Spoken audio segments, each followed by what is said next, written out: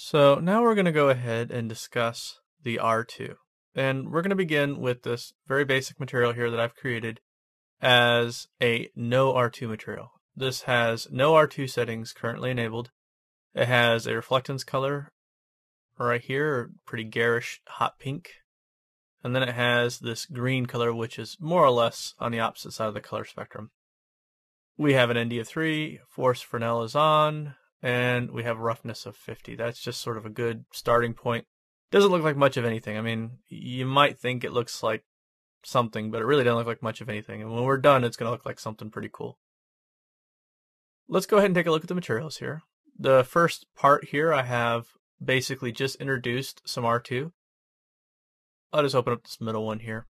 So what I'm doing here is I've turned on R2 by clicking on this checkbox, and then I've put in 50. Now, it's important to know that the first parameter of R2 controls the fall-off angle. And because we're dealing with reflectance 0 degrees to reflectance 90 degrees, we have 90 degrees to work in. So the range here is 0 to 90.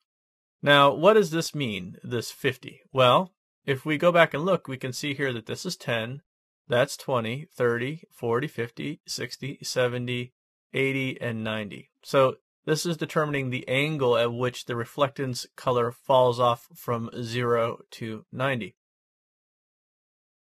It completely overrides the regular roughness parameter. So let's go ahead and take a look at the render here. So this is your normal no R2 material.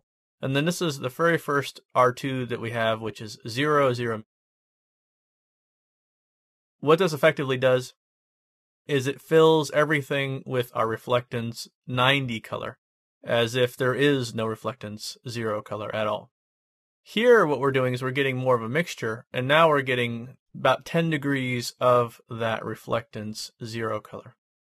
Here we're getting 20 degrees, 30 degrees, 40 degrees of that reflectance 0 color, 50, 60. Now we get up to about 70, and now we're starting to get into the place where there's only about 20 degrees left for our reflectance 90 color. So we can go all the way up to 90 degrees, and this effectively wipes out our reflectance 90 color and leaves only our reflectance 0 color. There might be a very, very thin sliver back there somewhere, but I can't see it. So that's our first parameter in our R2, is basically to control the fall off between the two colors. Now let's go back over here to our materials. So now I've set everything at 45 degrees. Because remember, we're dealing with 0 to 90, so 45 degrees would be the exact halfway point. And what I've begun to do is introduce the second parameter, which is right here. Now this has a scale of 1 to 100. And what it's defining is the amount of roughness, sort of virtual roughness, if you will, that the R2 is going to introduce. And the reason why I say that is because when we have no roughness, we're effectively controlling the fall off exclusively with this number right here. But when we start to introduce roughness, what we're doing here is we're not actually making the surface any rougher like this number would. What we're doing is we're controlling the amount of influence of this reflectance 0 color, because remember, when this roughness goes up, this reflectance 0 becomes more and more dominant to the point where when we're at 100% roughness, all we see is reflectance 0. So let's go back and take a look at this, and you can see it pretty clear here. As we're increasing that second parameter, we're only seeing more and more of that reflectance 0 color. So let's see that rendered out. All right, so that's R2 part 2. So here we go. This has no roughness associated with it as far as the R2 roughness. And you can see very clearly that it's completely controlled by that 45 degree fall off.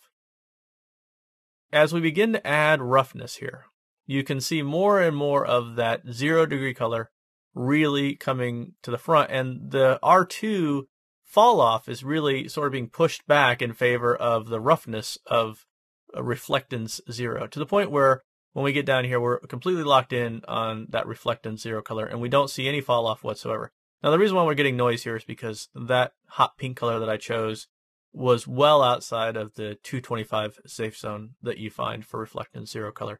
So this is a great example of what happens when you pick a color that's too saturated or too bright, or both. So let's look at our next material here. Here, this is a sort of an interesting little aside. When you set your fall off color for 0, meaning there is no fall off, it's going to completely try to force one color over the top of the other. What you can do is you can actually force a blend between the two colors. So let's go ahead and see that in action. So here we go. This again is no R2. No R2 is assigned here. Now here we have no fall off. The fall off begins at 0, which means that there is no fall off. And we have a 10% roughness, which means we're having 10% of that hot pink added into that green. Here we're having 20% of that hot pink added into the green, and so on and so forth.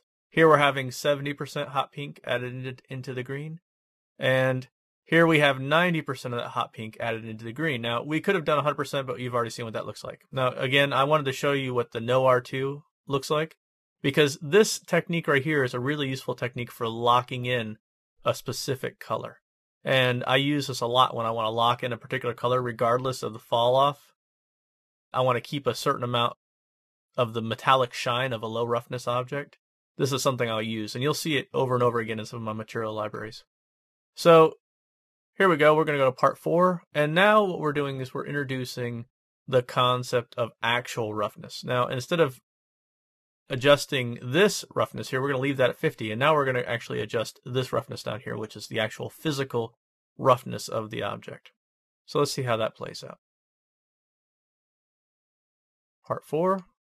So here we go. We have no roughness. It's perfectly smooth, but at the same time, because we are dealing with something that's at a 45-degree angle with a 50% roughness, we're seeing a nice blend here that we wouldn't see normally with a 0% roughness.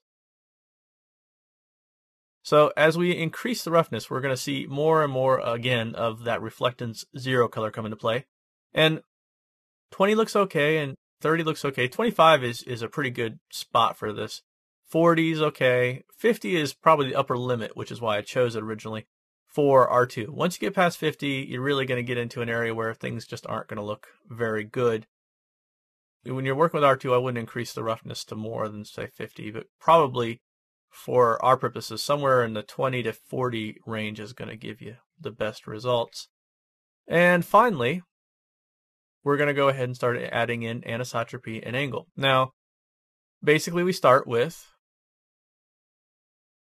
a 30% roughness, 50% roughness here, and a 45-degree fall off. So this is what we were getting without any kind of anisotropy or angle. Let's go ahead and take a look at what happens when we start adding anisotropy and angle into that mix. We go to part 5, and here we go. So no anisotropy. Now we're beginning to add an anisotropy, and at first it's just going to kind of soften things a little. But then gradually you're going to start to get that linear pull that anisotropy gives you.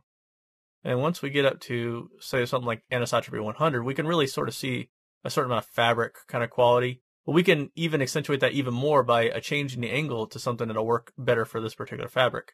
So I'm thinking somewhere around 45, maybe 60. 75 looks really nice. But the one that really won it for me on this particular one was 90. 90 really sold me that this was some sort of fabric. And, you know, this could be, depending on the angle, it could be a satin, or it could be a silk, or it could be some sort of taffeta. I mean, you could adjust the roughness parameters. There's a lot you could do with this. So bear in mind, we started with a really ugly basic material that you really couldn't imagine as a piece of fabric.